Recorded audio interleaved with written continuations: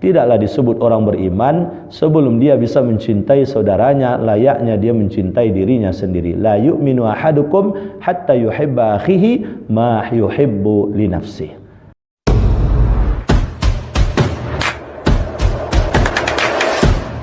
Assalamualaikum warahmatullahi wabarakatuh. Waalaikumsalam warahmatullahi wabarakatuh. Alhamdulillah wa syukrulillah wassalatu wassalamu ala rasulillah allazi la nabiyya ba'dah. Syukur alhamdulillahi rabbil alamin. Kemudian salawat dan salam kepada Rasulullah sallallahu alaihi wasallam. Allahumma salli wa sallim wa barik ala sayyidina Muhammad wa ala ali sayyidina Muhammad. Bapak keluarga besar PLN Sektor Pembangkit, hadirin rahimakumullah. Pada kesempatan pagi ini sedikit kajian disampaikan kepada kita mengangkat bahasan ajaran mencintai sesama dalam Al-Quran. Bapak ibu-ibu sekalian, dalam bahasa Arab kata mencintai itu khususnya di dalam Al-Quran itu digunakan kata yuhibbu. Maka kalau kita rujuk di dalam kitab Al-Mu'jam Al-Mufahras li Alfazil Quran karangan Muhammad Fuad Abdul Baqi, kalimat innallaha yuhibbu, sesungguhnya Allah mencintai, itu terulang dalam Al-Quran sebanyak 18 kali. Yang mana saja kemudian lanjutan dari Allah mencintai tersebut ada yuhibbut tawwabin, mencintai orang-orang yang bertaubat, itu diulang 1 kali dalam Al-Quran. Yuhibbus sabirin, mencintai orang-orang yang sabar, 1 kali diulang dalam Al-Quran. Yuhibbus saffan wahida, mencintai yang ada pada saf yang pertama, 1 kali diulang dalam Al-Quran. Yuhibbul mutawakkilin, mencintai orang-orang yang bertawakal, 2 kali diulang dalam Al-Quran. Yuhibbul muttahirin atau yuhibbul mutatahirin, mencintai orang yang menjaga kesucian diri, 2 kali diulang dalam Al-Quran. Yuhibbul muttaqin, mencintai orang-orang bertakwa, 3 kali diulang dalam Al-Quran. Yuhibbul muqsitin, mencintai orang-orang yang berbuat adil, 3 kali diulang dalam Al-Quran. Yuhibbul muhsinin, mencintai orang-orang yang menebar kebaikan, 5 kali diulang dalam Al-Quran. Jadi kalau kita hitung, yuhibbut tawabin sekali, yuhibbus sabirin sekali, yuhibbus saffan wahidah sekali, yuhibbul mutawakkilin 2 kali, yuhibbul muttahirin atau yuhibbul mutatahirin 2 kali, yuhibbul muttaqin 3 kali, yuhibbul muqsitin 3 kali, yuhibbul muhsinin, mencintai orang-orang berbuat baik, 5 kali, 18 kali total semuanya. Dari situ kita pahami ternyata sekalipun yang dicintai oleh Allah itu ada kaitan langsung dengan Allah. Misalnya yuhibbul mutawakkilin, mencintai orang bertawakal, kan langsung pada Allah itu. Ternyata Bapak Ibu sekalian, lebih banyak itu sebetulnya kaitan dengan sesama manusia. Jadi kalau kita misalnya sabar dalam kehidupan, rupanya dicintai oleh Allah. Ketika kita menjaga kesucian diri, dicintai oleh Allah. Ketika kita bisa berbuat adil dengan sesama, dicintai oleh Allah. Dan yang paling banyak justru ketika kita menjadi orang baik, berbuat baik dan menebar kebaikan, itulah yang paling disukai oleh Allah. Malah istilah baik di situ adalah menggunakan muhsinin. Muhsinin itu orang yang berbuat ihsan. Apa itu ihsan? Berbuat baik pada orang yang tidak berbuat baik pada dirinya, berbuat lebih baik terhadap orang yang sudah berbuat baik pada dirinya.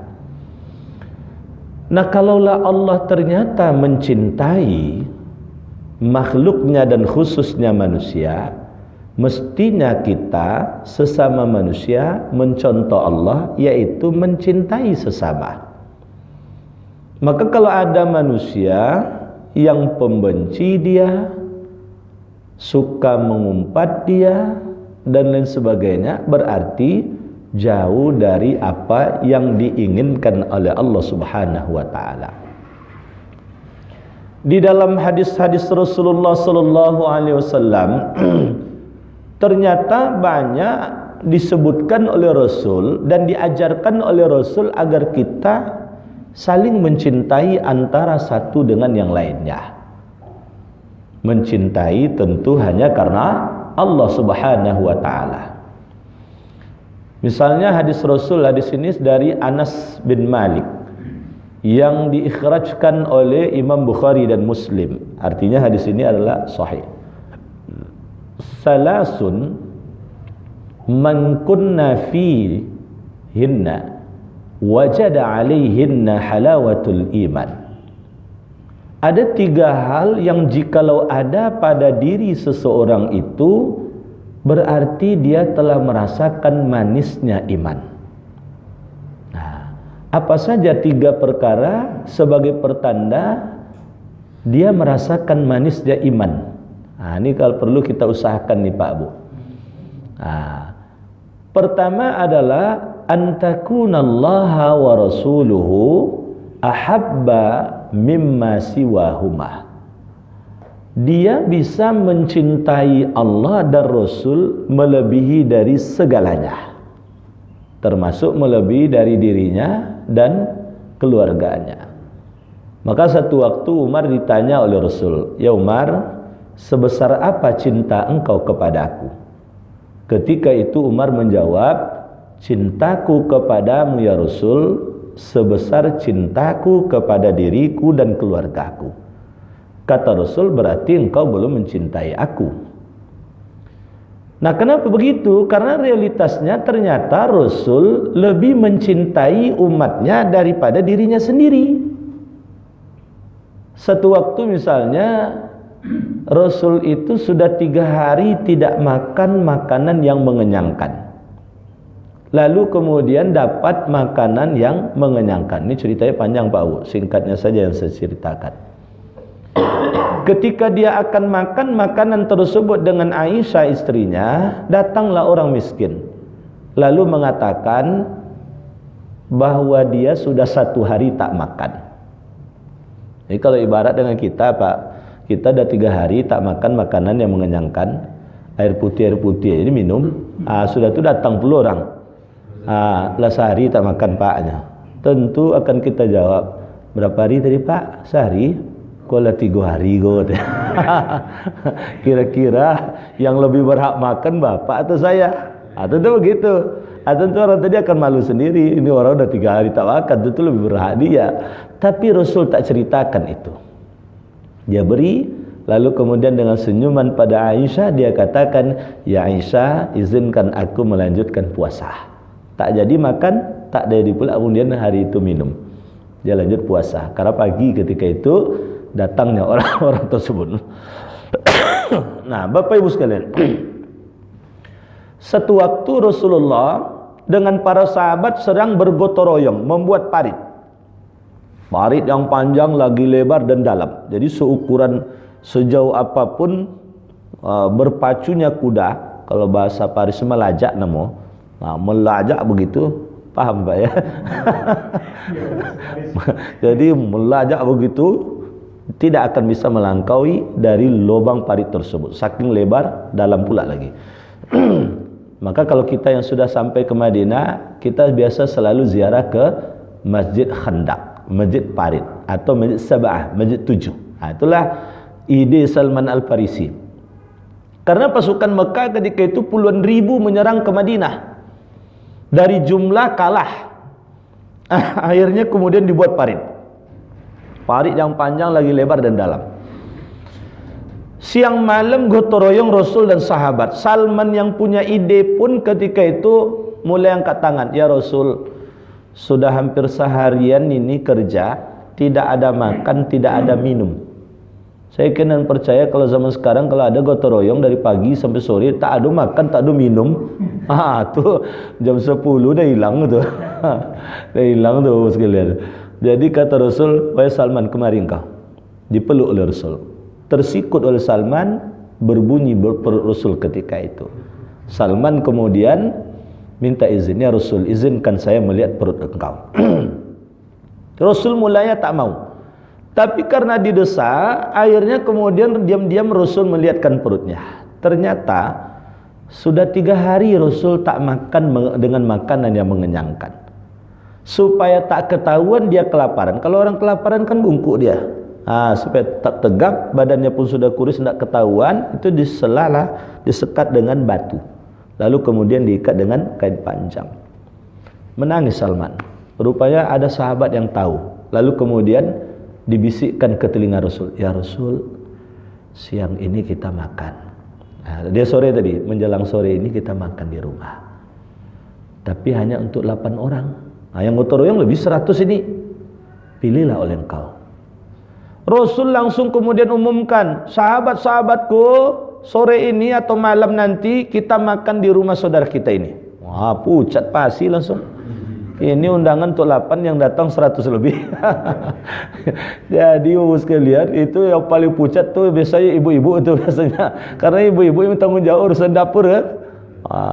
Dibisikkan, ya Rasul, untuk 8 orang cuman. Urusan kamu dan keluargamu memasak. Urusan membagi nanti adalah aku.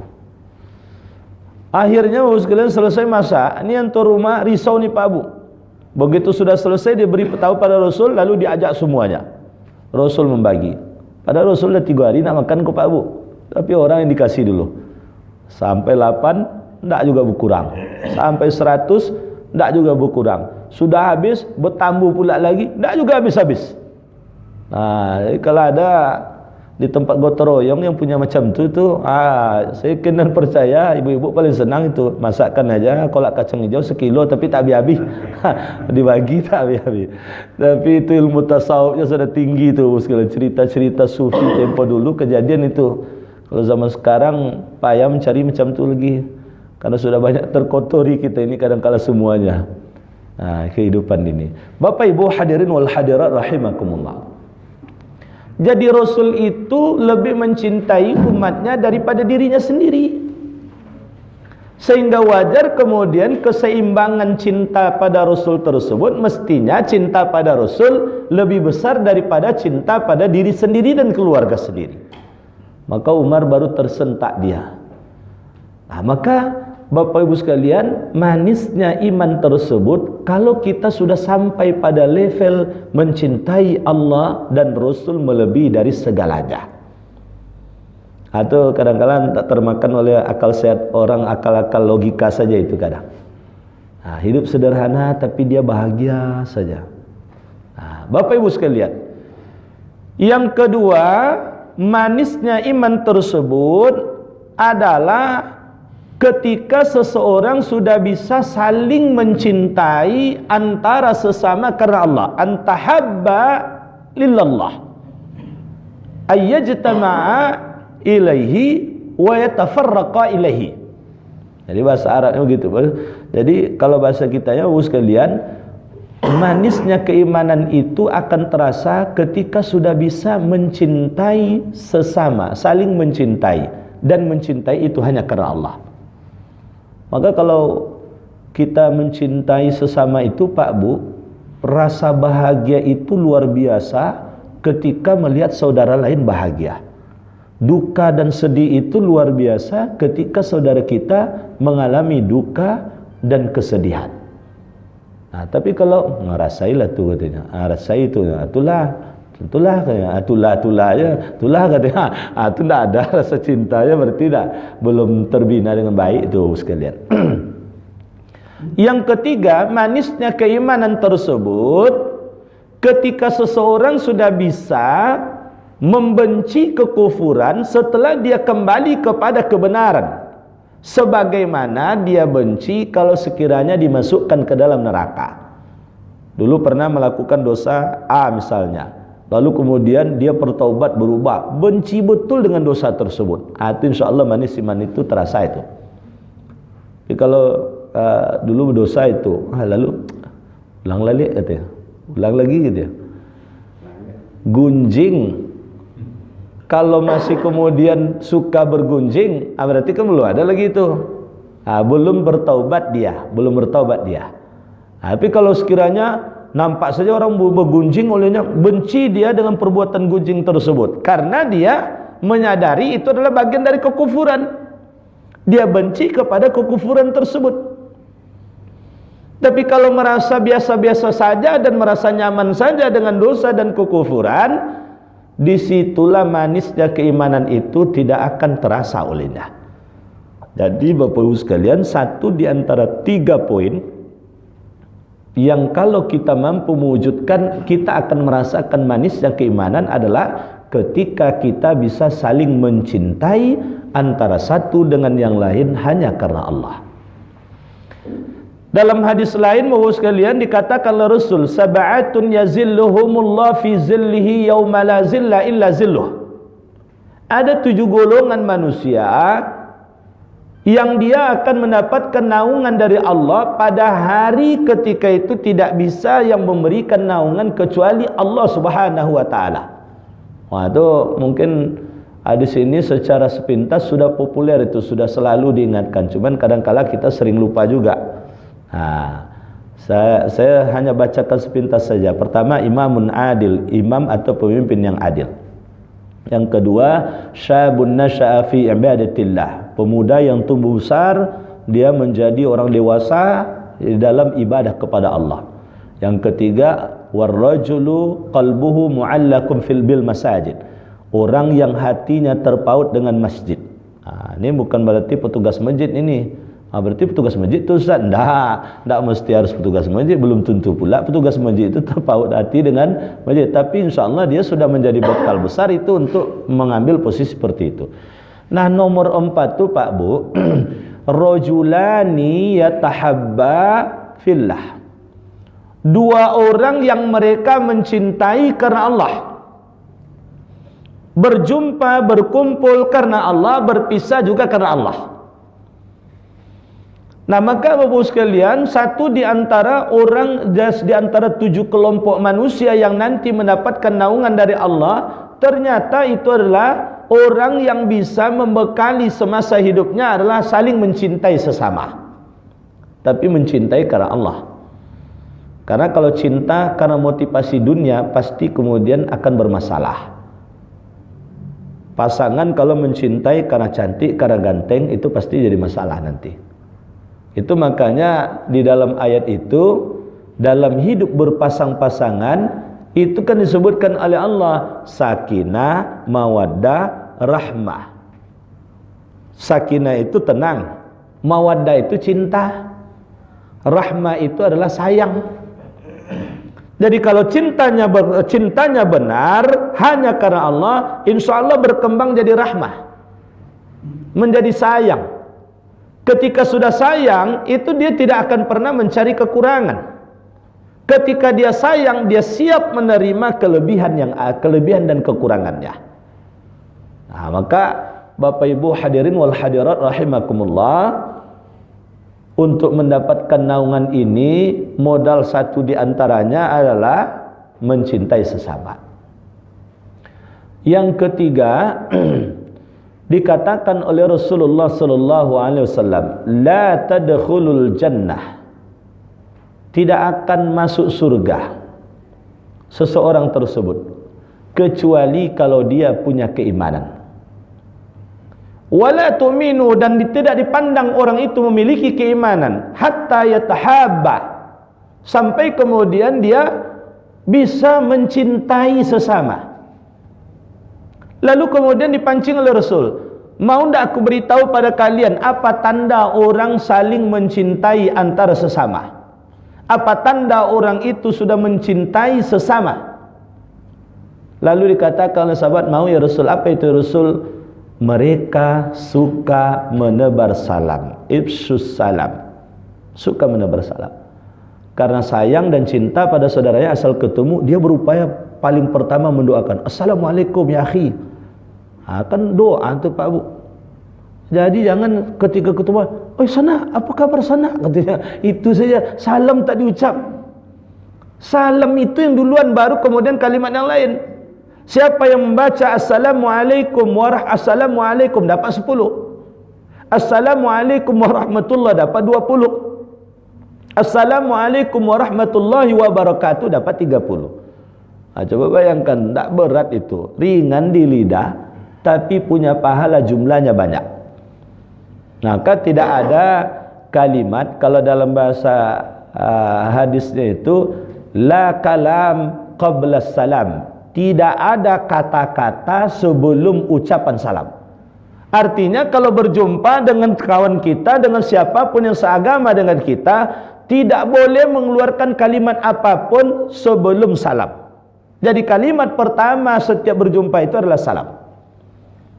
Masuk kantor misalnya, Assalamualaikum, baru bercakap. Saya masuk, tadi nampak di jalan tadi marah-marah jalan, apa masalah katanya? Salam dulu, Assalamualaikum, baru kemudian lanjut cerita. Supaya kemudian perbincangan kita itu menjadi perbincangan yang mengandung nilai hikmah, yang membawa nilai hikmah untuk orang yang ada di sekitar. Bahkan begitu pentingnya salam tersebut, andaikan di ruangan itu pun tidak ada orang, ataupun di rumah kita sendiri tidak ada orang, kita tetap dianjurkan ucap salam. Karena memang manusia tidak ada, tetapi jin ada. Karena di dunia ini kan bukan sekedar hewan, tumbuh-tumbuhan saja, tapi lebih dari itu, makhluk ciptaan Allah, makhluk hidup, ada manusia, ada jin. Maka kita berharap di rumah kita itu yang ada di rumah itu adalah jin yang baik-baik. Tapi jangan pula berdoa pada Allah, ya Allah sesekali saya nak nengok jin itu bentuk apa rupanya, katanya. Jangan, tak usah lagi, biarlah itu di alam dia saja. Kalau nampak nanti keluar kamar pun takut jadi nanti. Jadi Bapak sekalian, termasuk di musola ini sebetulnya ya kita duduk ini ada juga jin ini, cuman kita tidak nampak oleh kita. Jadi yang baik-baik ikut kita dia, yang baik-baik, yang maksiat-maksiat, yang ke diskotik manusianya, kawannya jin-jin diskotik pula. Bapak Ibu hadirin wal hadirat rahimakumullah. Nah, maka oleh sebab itu Pak Bu, mencintai sesama ini mari kita wujudkan. Apalagi kita di rumah tangga kita, begitu juga di tempat kerja kita. Nah, bagaimana mewujudkan? Konsep Islam itu luar biasa sempurna Pak Bu. Maka ada namanya misalnya ajaran ukhuwah. Ukhuwah ini kan biasa diterjemahkan dengan persaudaraan. Padahal sebetulnya bukan sesederhana itu makna ukhuwah itu. Dia maknanya pada mulanya adalah persamaan dan keserasian. Jadi artinya sekalian, kita akan bisa saling mencintai antar sesama kalau kita suka menonjolkan sisi kesamaan dan keserasian kita. Tapi kalau kita tonjolkan perbedaan suku, perbedaan agama, perbedaan apapun, susah kita untuk bisa saling mencintai antar sesama. Maka oleh sebab itu sekalian, makin banyak yang kita tautkan sisi kesamaan dan keserasian kita, insya Allah saling mencintai itu dapat. Coba lihat bagaimana Rasul membina penduduk Madinah agar saling mencintai antara satu dengan lain. Bahkan mereka lebih mencintai saudaranya daripada dirinya sendiri. Dipersaudarakan oleh Rasul antara Tolha dengan Abdurrahman bin Auf. Tolha ini orang kaya Madinah, Abdurrahman bin Auf orang kaya Mekah. Tetapi ketika dia hijrah, dia tidak bawa kekayaan, tidak bawa harta. Apa kata Tolha pada Abdurrahman bin Auf? Mulai hari ini engkau saudaraku, hartaku menjadi harta engkau, harta engkau pun menjadi hartaku. Jadi ketika itu Pak Bu, karena soal kewarisan kan belum diatur secara detail. Surat An-Nisa mulai ayat 11 ayat 12 itu belum turun. Sehingga ketika itu saking luar biasa bagus persaudaraan, berlakulah ketika itu namanya ahli waris angkat. Mulai hari ini hartaku harta engkau, harta engkau hartaku. Karena engkau kesini tidak bawa istri, silakan. Engkau ingin nikah, saya ceraikan istri saya satu, nanti jadi istri engkau. Ibu-ibu jangan pahami dengan kondisi sekarang Bu. Kalau pahami dengan kondisi sekarang, gagal paham kita jadinya. Begitulah demi menjaga marwah dan kehormatan Abdurrahman bin Auf ini, yang namanya manusia sekalian. Tentu dia butuh pasangan, sehingga sampai sebegitu dia. Nah, tetapi hebatnya Abdurrahman bin Auf, dia tidak pula mau menyusahkan Tolha ini. Begitulah orang yang saling mencintai. Kalau tidak, alhamdulillah katanya, awak kau dapat 2 bini awaknya, agilah modal agak 5 miliar katanya. Kalau ada orang yang mencintai tidak tulus, manfaatkannya itu situasi seperti itu. Tapi Abdurrahman bin Auf tidak. Terima kasih saudaraku katanya, engkau tetap menjadi saudaraku, tapi biarkan aku untuk berusaha. Tolong tunjukkan kepadaku di mana pasar di Madinah ini. Mulailah dia berdagang dengan meminjam modal lah ibaratnya, lalu kemudian nanti dikembalikannya. Sampai akhirnya Abdurrahman bin Auf ini nanti menjelang wafat Rasul, dia sudah menjadi orang terkaya dari seluruh orang kaya, dari seluruh sahabat yang kaya. Bahkan mengalahkan kekayaan Utsman bin Affan. Bapak Ibu sekalian, dari makna persamaan dan keserasian berkembanglah makna ukhuwah ini kepada makna, yaitu kepada makna saling memberi, saling membantu, saling peduli.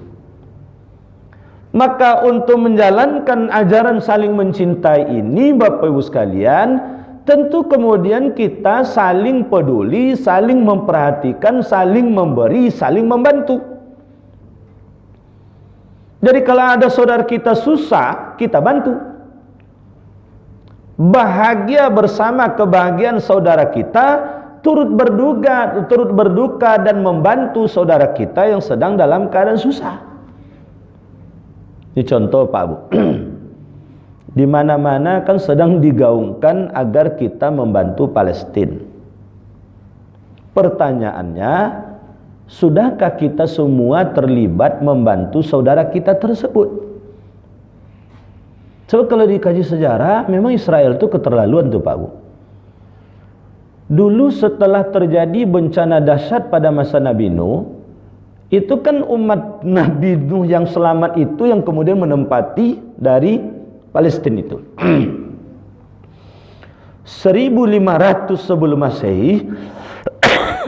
Masehi, disitulah kemudian Nabi Ibrahim berada di sana. Nabi Ibrahim ini sekalian sampai 1200 sebelum Masehi, anak keturunan di sana. Maka lahirlah Nabi Ismail dari istrinya Siti Hajar. Lahirlah kemudian 15 tahun setelah lahirnya Nabi Ismail, lahir pula Nabi Isa melalui istrinya Siti Sarah. Lalu kemudian dari Nabi Isa lahirlah kemudian Nabi Yakub. Dari Nabi Yakub punya anak laki-laki 12 orang dari beberapa istrinya. 12 orang tersebut diantaranya adalah Nabi Yusuf. Ketika terjadi paceklik dan gagal panen, kan terjadi kemarau panjang, gagal panen, ekonomi sulit 7 tahun Pak Bu. Itu kan yang jadi ibaratnya bendahara kerajaan Mesir itu adalah Nabi Yusuf. Nabi Yusuf ini disingkirkan oleh 11 saudaranya. Sehingga kemudian setelah bertemu ini semuanya oleh Nabi Yusuf diminta pada ayahnya Nabi Yakub untuk membawa saudaranya seluruhnya mengungsi ke Mesir. Disitulah berawal cikal bakal Bani Israel itu, dan khususnya Yahudi. Israel itu kan julukan untuk Nabi Yakub. Maka Bani Israel itu adalah anak keturunan Israel, anak keturunan Nabi Yakub. Lalu turunan itu satu diantaranya adalah Yahudi. Yahudi itu berasal dari nama Yahuda. Yahuda itu adalah satu di antara 12 anak laki-laki Nabi Yakub. Jadi tumbuh kembangnya di Mesir. Sampai periode Nabi Musa. Bani Israel ini kan masa Fir'aun kan dibantai, diusir, dibunuh, tertindas, tidak berkembang. Nabi Musa lah mengangkat harkat dan martabatnya sampai akhirnya nanti mengalah, menyingkir, ngikutlah kemudian Bani Israel tersebut. Cikal bakal ini Yahudi Bani Israel ngikut Nabi Musa dari kejaran Fir'aun. Fir'aun kan ditenggelamkan di lautan. Nah, parahnya Bani Israel ini kan sepanjang perjalanan itu kan menyusahkan terus.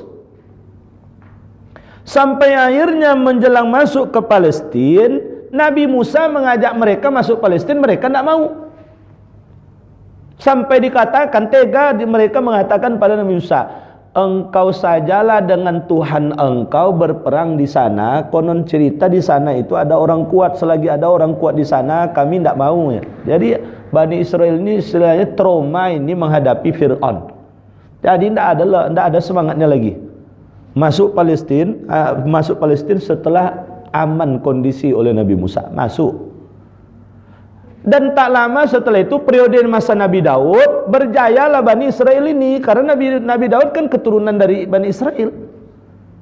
Berhasil dia mengalahkan tentara Jalut. Nah, kemudian dilanjutkan oleh anaknya Nabi Sulaiman, sehingga berjayalah Bani Israel. Lalu setelah berakhir itu Bani Israel ini pecahlah kerajaannya menjadi dua kerajaan, kerajaan Israel dan kerajaan Yahudi. Dua kerajaan ini pada akhirnya berhasil ditaklukkan, tumbang hancur. Sampai kemudian akhirnya itu atau Yahudi itu diburu-buru kemana-mana, berserak-serak lah Pak Bu. Singkat cerita, mereka ada di Jerman dibantai oleh Hitler.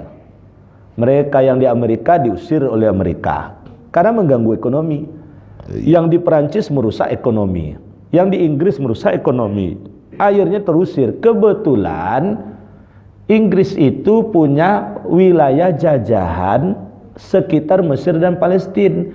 Dibawalah Yahudi yang di sana itu, yang di Inggris itu, yang bandit-bandit tadi Pak Bu, dibawalah, dikasihlah 3% wilayah dari Palestina itu. Maka kalau juru rundingnya selagi Inggris, Amerika, itu tidak akan ada itu. Tidak akan ada itu. Maka kalau Amerika mengirim senjata kemarin itu wajar. Karena memang mereka itu tidak ada yang mau lagi menampung Yahudi itu. Memang disitulah, kalian situ aja lah. Tidak usah keluar lagi mengacau kerja kalian. Nah, sehingga Bapak-Ibu sekalian, sekarang itu saudara kita yang di Gaza itu kan dibantai habis-habisan Pak Bu. Dari dulu itu kan membantai saja kerjanya itu. Dan yang paling prihatinnya kalau ada wanita yang hamil itu dipaksa melahirkan. Kalau yang agak apalah kurang terlalu zalim, kurang terlalu aniaya itu dipaksa dilahirkan kalau umur sudah 6 bulan ke atas, sesar misalnya. Dilihat anak laki-laki dibunuh. Nah, kalau enggak yang zaman-zaman situasi sekarang itu ya mana ada yang hamil sudah besar itu langsung dibunuh. Dan wanita Palestina itu bedanya Bapak sekalian dengan wanita lain. Ternyata Allah takdirkan pula rata-rata wanita Palestina itu wanitanya subur-subur. Kalau hamil melahirkan anak jarang yang tidak kembar. Kembar 2, kembar 3 sampai kembar 4. Itu makanya pasukan Israel itu stres dia Pak Bu. Dibunuh 3 lahir 5. Jadi kalau nak cari wanita supaya banyak anak, carilah wanita Palestina. Sekarang itu sedang ditunggu-tunggu itu. Wanita Palestina. Modalnya kabarnya 12 juta cuman Pak. 12 juta untuk mengasuh anak yatim, tapi syaratnya emaknya harus dibawa. Itulah untuk mengadopsi anak yatim tersebut 12 juta saja modalnya, tapi emaknya dibawa. Ini repot emaknya dibawa ini. Nah, Bapak Ibu hadirin wal hadirat rahimakumullah. Jadi konon cerita Pak Bu, situasi Palestina ini ibaratnya kita memang tidak bisa ikut berperang ke sana. Andaikan pun kita bisa, belum tentu diterima Pak Bu. Karena menjadi pasukan, misalnya pasukan Hamas misalnya. Saya dulu sekian tahun lalu dapat informasi Pak Bu, itu syarat pasukan Hamas itu harus tiap malam sholat tahajud. Dan yang kedua, minimal hafalan Al-Qur'annya 16 juz. Kalau juznya yang dikuasai hanya juz tomat, juz pokat, juz mania, juz belimbing, juz itu cuma dikuasai, itu tidak bisa itu. Tukang ngumpul-ngumpul karudal, bom jebakan, tukang ngumpul itu jadi itu cepat. Jadi Bapak sekalian, maka oleh sebab itu apa yang bisa? Materi kita bisa 2.000 kah, 1.000 kah, 5.000 kah, 10.000 kah? Sudah adakah dari materi kita keluar untuk ke sana? Karena pemerintah kita sudah resmi menghimbau Pak Bu, tidak salah jika kita kantor pun melakukan yang seperti itu. Mungkin bagian dari rezeki kita sisihkanlah. Karena yang dibunuh di sana bukan sekedar orang Islam saja, gereja pun hancur. Jadi memang musuh Israel ini sudah bukan menjadi musuh umat Islam, tidak, ini musuh kemanusiaan. Ibaratnya seperti saudara kita di Bosnia dulu sekalian, itu memang dihabisi itu. Nah tapi ternyata seberapapun hebat menghabisi, tidak bisa dihabisi. Ini kan manusia sekalian. Nah maka oleh sebab itu, bagaikan ketika Nabi Ibrahim dibakar Pak Bu, siapa yang membelanya? Yang membakarnya kan Raja Namrud. Tetapi Bapak sekalian, makhluk Allah lain, cecak pun ikut berkontribusi ingin memadamkan api. Burung pipit pun yang sangat kecil itu berusaha juga untuk memadamkan api. Sehingga pada mulanya mereka saling meledek Pak Bu. Kalau bahasa kitanya, cecak, orang mau ambu-ambu api je, api segodang tu. Api besar tu Pak Bu, cecak membus. Kapan padamnya itu? Tapi kata cecak, minimal nanti kalau saya ditanya di akhirat, di depan matamu Ibrahim hamba Allah, kekasih Allah, Khalilullah, dibakar, apa keterlibatan engkau? Cecak bisa menjawab, saya sudah ikut menghembus supaya padam, tapi tak bisa, di luar kemampuan saya. Burung pipit pun menjawab, saya membawa air walaupun dengan paruh saya sedikit, saya teteskan, setetes, 2 tetes cuma, tapi api terlalu besar. Nah pertanyaan itu kalau ditanyakan ke kita nanti, sementara kita sendiri tidak ada terlibat membantu Palestina tersebut, bagaimana dinamakan kita bersaudara, seiman pula lagi? Bagaimana kita disebut sebagai saudara manusia yang saling mencintai antara satu dengan yang lain, sementara kita tidak terlibat sedikit pun. Terlibat menimbulkan kerisauan saja. Entah kan sampai tendak katanya. Itu yang disebut entah sampai tendak, katanya. Akhirnya memprovokasi orang lain tidak menyumbang. Akhirnya justru kemudian khawatirnya kita mengalirkan dosa untuk diri kita. Mestinya orang tadi tidak nyumbang, tak sampai tendak katanya. Akhirnya orang tadi tidak jadi nyumbang. Jadi kalau ada kemarin terucap kalimat itu, tidak jadi orang itu menyumbang gara-gara kita. Tolong datang itu supaya jangan sampai pula ke orang lain oleh dia. Nanti sampai pula ke orang lain. Apalagi kita nih Pak Bu, kita ini kan orang pemerintah, orang kantor. Kalau di tengah masyarakat keluar cakap kita, entah sampai itu didengar oleh masyarakat tuh Pak Bu. Oleh masyarakat awam cakap kita ini orang pemerintah didengar itu. Karena mohon maaf Pak Bu, apalagi di kampung, kita orang pemerintah ini kadang-kala dianggap orang paling pintar kalau di kampung Pak Bu. Pulang kampung dia, dia pegawai itu katanya, pintar tuh katanya. Padahal di kantor main YouTube dia kerja. Main game aja kerjanya. Tapi di kampung Pak Bu dianggap orang pintar kadang. Jadi Bapak Ibu sekalian, terlibatlah dalam hal ini. Saluran resmi misalnya lewat Basnas. Alhamdulillah ketika di An-Nur kemarin 5 miliar lebih terkumpul. Melalui kota Pekanbaru 1 miliar lebih terkumpul kemarin. Saya menghimpun Bapak sekalian, mengajak pesantren-pesantren seriau. Itu memang kemarin saya minta rekap itu berapa jumlahnya. Ada satu pesantren itu sampai 250 juta. Ada yang kemudian 300 juta. Jadi kalau dikalkulasi, alhamdulillah banyak juga. Tetapi kebutuhan saudara kita yang di Gaza tersebut dan Palestina secara umum bukan untuk sekali saja, berkelanjutan itu. Maka oleh sebab itu sekalian, jangan kemudian satu kali pernah menyumbang lalu kemudian tidak pernah lagi menyumbang. Maka Bapak sekalian, kita lanjutkan ini bantuan, tanda kita saling mencintai antara satu dengan yang lain. Jadi melalui kajian ini saya mengajak kita Pak Bu, mari sesama kita di rumah tangga kita, sesama kita di kantor kita, saling mencintai antara satu dengan yang lain dengan cara menonjolkan sisi kesamaan dan keserasian kita yang dibuktikan dalam bentuk saling peduli, saling membantu, saling memberi, saling kemudian saling peduli antara satu dengan yang lainnya.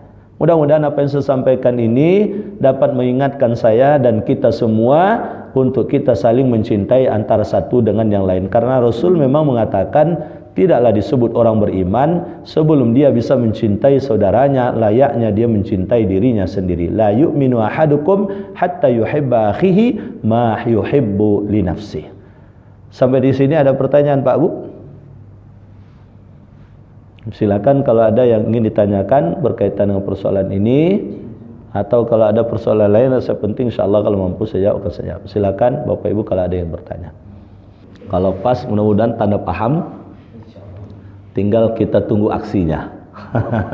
Kita tunggu aksinya. Jadi Ibu sekalian, beberapa lembaga untuk Palestina itu yang bisa dipercayai insyaallah sampai bantuannya. Basnas sendiri itu memfasilitasi TNI Angkatan Udara. Jadi melalui pemerintah langsung itu sudah 2 kali keberangkatan, dan ini mungkin saya yang terpantau oleh saya sudah 2 kali. Sekitar 3 minggu lalu itu sudah 2 kali memberangkatkan bantuan ke sana. Nah ini mungkin dalam yang berikut ini mungkin dalam jumlah yang lebih besar ini bantuannya. Nah begitu juga ada beberapa lembaga lain. Kami dari Forum Pesantren itu ada teman-teman yang punya jaringan langsung ke Palestina. Mereka langsung kemudian menyampaikan bantuan itu tersebut ke sana. Dan semoga negeri kita negeri yang aman, tidak seperti yang ada di luar-luar sana. Dan mari kita saling mencintai antara sesama agar kemudian Allah mencintai kita dan meridhoi kehidupan kita. Terima kasih atas segala perhatian. Mari kita tutup dengan mengaminkan doa. Kita awali dengan istighfar 3 kali. Astaghfirullahalazim. Astaghfirullahalazim. Astaghfirullahalazim. Alladzi la ilaha illa huwa. A'udzu billahi minasyaitonir rajim. Bismillahirrahmanirrahim. Alhamdulillahi rabbil alamin. Wassalatu wassalamu ala asyrafil anbiya'i wal mursalin wa ala alihi wa ashabihi ajmain. Allahumma ighfir lana dzunubana wa liwalidina warhamhum kama rabbawna shighara wa li jami'il mu'minina wal mu'minat wal muslimina wal muslimat al-ahya'i minhum wal amwat innaka sami'un qaribun mujibud da'wat wa ya qadiyal hajat. Allahumma 'allimna 'ala ma jahilna wa zakkirna 'ala ma nasina bi rahmatika ya arhamar rahimin. Allahumma innaka 'afuwun karimun tuhibbul 'afwa fa'fu 'anna. Allahumma inna na'udzubika min 'ilmin la yanfa' wa min qalbin la yakhsha wa min nafsin la tashba' wa min du'a'in la yusma'. Rabbana atina fid dunya hasanah wa fil akhirati hasanah wa qina azabannar. Subhana rabbika rabbil izzati amma yasifun wa salamun alal mursalin walhamdulillahi rabbil alamin. Taqabbalallahu minkum inna minkum taqabbal ya karim. Assalamualaikum warahmatullahi wabarakatuh.